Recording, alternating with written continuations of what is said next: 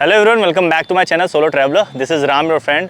और मेरे सामने इस समय खड़ी है 2025 ड्यूक 250। तो यहाँ पे काफ़ी कुछ चेंज हो गया। केटीएम ने थोड़ा सा इसका प्राइस भी बढ़ाया है। तो पहले 2,82,000 के आसपास ऑन रोड आती थी। इस समय 2,84,000 2,85,000 के आसपास ऑन रोड आ रही है। एक्चुअली 2,86,000 के आसपास। तो 4,000 रुपये के आसपास प्राइस बढ़ा है इसका। बट 4,000 रुपये में आपको काफ़ी कुछ नई चीज़ें मिल गई हैं। तो एक बार कर लेते हैं इसका डिटेल में रिव्यू कि क्या क्या आपको नया मिला है और ओवरऑल ड्यूक 250 जो है वो किनको लेनी चाहिए और एक कैसा पैकेज है। तो सबसे पहले मैं आपको ले चलता हूँ इसके इंजन की तरफ। तो यहाँ इंजन में ऐसा कोई चेंजेस देखने को नहीं मिले। सेम आपका जो LC4C इंजन आता था कॉम्पैक्ट, वो आपको देखने को मिल जाता है 250 सीसी का। पावर फिगर की अगर मैं बात कर लेता हूँ तो 31 PS की पावर जनरेट करता है, 25 न्यूटन मीटर का टॉर्क। काफ़ी कॉम्पैक्ट सा इंजन है। LC4C जो है ये न्यू टेक्नोलॉजी ड्यूक ने इंट्रोड्यूस की है, तो उस हिसाब से इंजन की रिफाइनमेंट भी काफ़ी बढ़ गई है, पंची डिलीवरी कर गई है, थोड़ा बहुत पावर भी बढ़ गया है और मुझे लगता है रिलायबल भी पहले से ज़्यादा होने वाला है। अब आपको ले चलता हूँ फ्रंट की तरफ। तो यहाँ पे आप देखोगे तो सेम आपको जो अलॉय देखते थे 17 इंच के, वो सेम आपको अलॉय देखने को मिल जाते हैं। यहाँ पे फ्रंट में आपको सेम डिस्क ब्रेक देखने को मिल जाता है। यहाँ पे आपको ये जैसे निशान आपको पता ही होगा कि बाई ब्रेक आपका निशान है, तो बाई ब्रेक के आपको डिस्क कैलिपर देखने को मिल जाते हैं। और इसके अलावा यहाँ पे आपको सेम WP एपेक्स के जो USD सस्पेंशन है वो देखने को मिल जाते हैं। तो KTM ड्यूक 390 में भी ऑलमोस्ट सेम USD सस्पेंशन आते हैं, बट ये आपके एडजस्टेबल नहीं है। ड्यूक 390 में एडजस्टेबल आते हैं। तो यहाँ पे आपको नॉन एडजस्टेबल देखने को मिल जाते हैं। 43 mm की इसकी जो है वो थिकनेस है। और जो आपको यहाँ पे टायर देखने को मिल जाते हैं, ये आपके स्टील ब्रेडेड MRF के टायर देखने को मिल जाते हैं। 110/17 ZR17। तो रेडियल टायर है, 110/70 सेगमेंट के टायर है। MRF के टायर आपको देखने को मिलते हैं यहाँ पे। तो ये है। और बाकी टायर की ग्रिप काफ़ी ज़्यादा अच्छी है। यहाँ पे आप देख पाओगे ये जो इसका फ्रंट का मड गार्ड है, ये थोड़ा ब्लू कलर में और थोड़ा सा मैट फिनिश के साथ में आता है। अब फ्रंट में जो हेडलाइट है, यहाँ पे थोड़ा सा चेंजेस आपको देखने को मिल जाते हैं। यहाँ पे सेम LED हेडलाइट आपको देखने को मिल जाती है। यहाँ पे LED रिफ्लेक्टिव लाइट्स लगी हुई हैं और बगल में ये DRLs ऐड कर दिया गया है। तो फ्रंट से बिल्कुल ही आपको ड्यूक 390 वाला लुक देने वाली है। आप इसको अगर फ्रंट से देखोगे और ड्यूक 390 को देखोगे तो आप ऐसे बता नहीं पाओगे कि कौन सी ड्यूक 250 है, कौन सी ड्यूक 390 है। बिल्कुल सेम सेटअप आपको देखने को मिल जाता है। DRLs जो हैं ये ग्लो होने के बाद आप देख लो काफ़ी ज़्यादा सही लगते हैं। और यहाँ पे ऊपर की तरफ अगर आप देखोगे तो ये आपके इंडिकेटर्स हैं। तो भाई एक बार इंडिकेटर्स में जला के दिखा देता हूँ आपको। तो देखो ये आपके LED इंडिकेटर्स हैं, तो ये भी आपको देखने को मिल जाते हैं। तो फ्रंट से पूरी की पूरी ड्यूक 390 इसको बना दी गई है। अब मैं आपको ले चलता हूँ थोड़ा सा ऊपर की तरफ। तो यहाँ पे आपको एक जो दूसरा चेंज देखने को मिल जाता है, ये है इसका जो न्यू मीटर कंसोल है। तो यहाँ पे ड्यूक 390 वाला ही मीटर कंसोल आपको ऑलमोस्ट मिल जाता है। सेम आपका कलर्ड स्क्रीन देखने को मिल जाती है और ये देख लो आप, देखने में काफ़ी ज़्यादा सही दिखता है।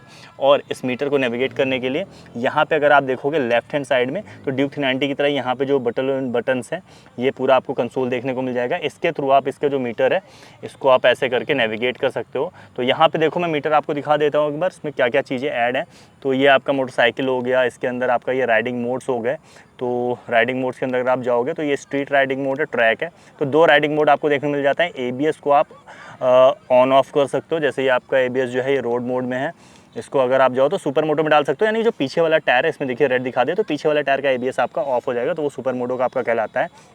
ये इन्फॉर्मेशन है। इसके अलावा ये बाइक इन्फो हो गई, ट्रिप इन्फॉर्मेशन हो गई, ट्रिप 1 ट्रिप 2 हो गया।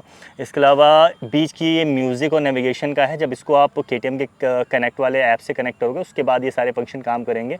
बाकी यहाँ पे देखो सेटिंग्स में अगर आप जाओगे तो फेवरेट हो गया, क्विक सेलेक्ट हो गया, कनेक्टिविटी हो गई, क्विक शिफ्टर हो गया। तो यहाँ पे आपको बाई डायरेक्शनल क्विक शिफ्टर मिल रहा है। देखिए यहाँ पे एरो लगा हुआ है कि ऊपर की तरफ और नीचे की तरफ दोनों ही आपका क्विक शिफ्टर वर्क करता है। इसके अलावा ये शिफ्ट लाइट हो गई। तो ये सारी इन्फॉर्मेशन क्लॉक, तो अच्छा खासा जो मीटर है वो चेंज कर दिया गया, काफ़ी ज़्यादा प्रीमियम दिखने लगी है। इसके अलावा जो हैंडल बार अगर आप देखोगे तो सेम जो ट्यूबलर शेप वाला हैंडल बार आता था वो आपको देखने को मिल जाता है। बटन्स मैंने आपको दिखाई दिए लेफ्ट हैंड साइड में। ये सारे बटन्स हैं जिसके थ्रू आप मीटर को नेविगेट करते हो। यहाँ पे आपका हॉर्न है, एक बार मैं बजा के आपको दिखा देता हूँ।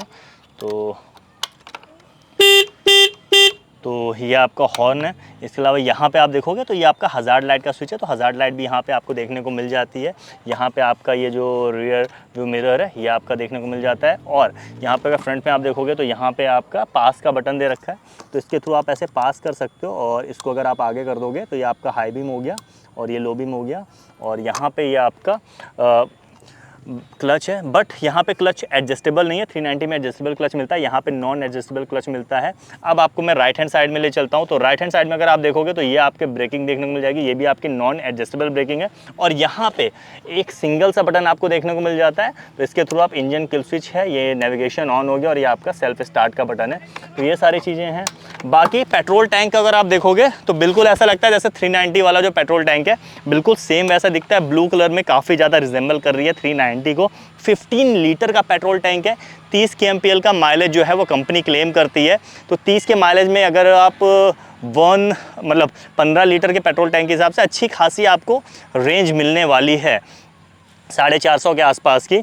और साइड में आपका ये को मिल जाता है, काफ़ी ज़्यादा स्लीक सा लगता है। यहाँ पे आपका ड्यूक लिखा हुआ है ऑरेंज कलर से, और यहाँ पे आपका 250 ब्लैक कलर से लिखा हुआ है। और अगर आप ध्यान से देखोगे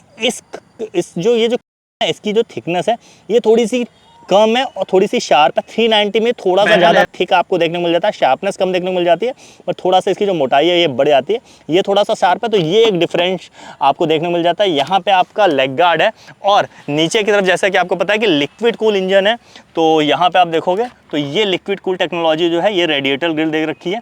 ये रेडिएटर ग्रिल 250 में थोड़ी सी छोटी है, 390 में और ज़्यादा बाहर निकली हुई है। बट हाँ, दोनों में ही आपको रेडिएटर ग्रिल देखने को मिल जाएगी, क्योंकि दोनों ही लिक्विड कूल इंजन के साथ में आते हैं। और पीछे की तरफ आपको ले चलता हूँ, तो सीट सेम ड्यूक 390 जैसी सीट इसमें भी दे दी है 250 में, और ये ब्लैक कलर की सीट है, स्प्लिट सीट है। पीछे की तरफ ये आपका ग्रैब हैंडल है, ये भी काफ़ी ज़्यादा स्टर्डी है, काफ़ी ज़्यादा सॉलिड है। और पीछे आओगे तो ये आपका सेम टेल टाइडी जैसा ड्यूक में आती है, काफ़ी चौड़ी सी टेल टाइडी है। यहाँ पे आपके ये बैकलाइट हो गई, एक बार मैं जला के दिखा देता हूँ बैकलाइट।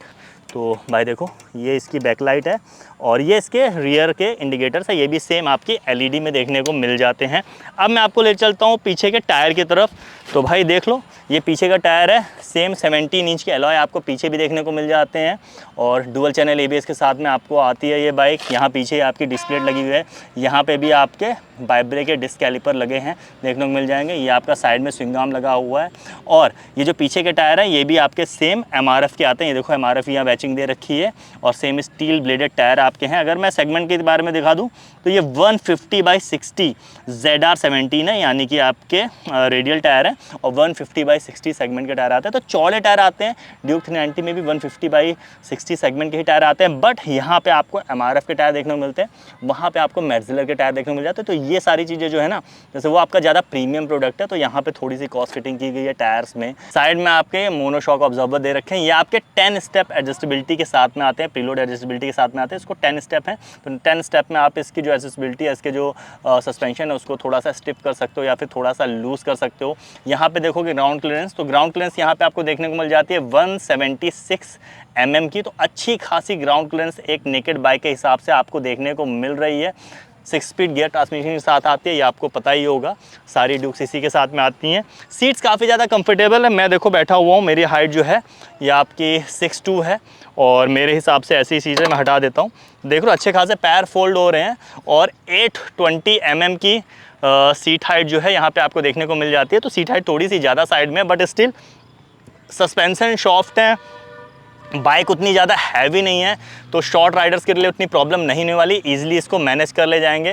162.8 किलोग्राम का ओवरऑल इसका कार्ब वेट है, तो काफ़ी ज़्यादा देखा जाए तो लाइटर साइड में ही है।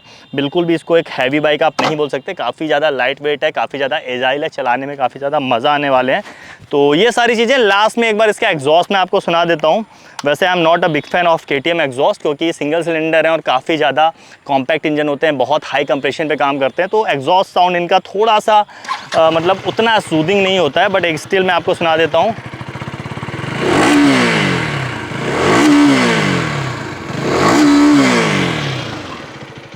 तो ये इसका एग्जॉस्ट नोट है, आप लोग मुझे बताइए इसका एग्जॉस्ट नोट आपको कैसा लगा।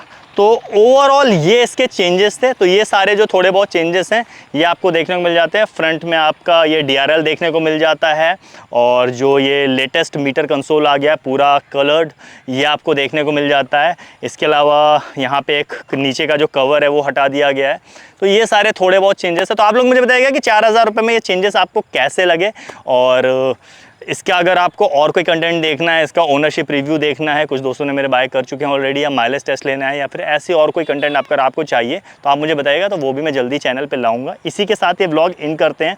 सोशल मीडिया हैंडल मेरा यहाँ डिस्प्ले हो रहा है am.solotraveler, वहाँ आप मेरे साथ कनेक्ट कर सकते हो। इसी के साथ ride safe, this is Ram solo traveller signing off, keep being awesome.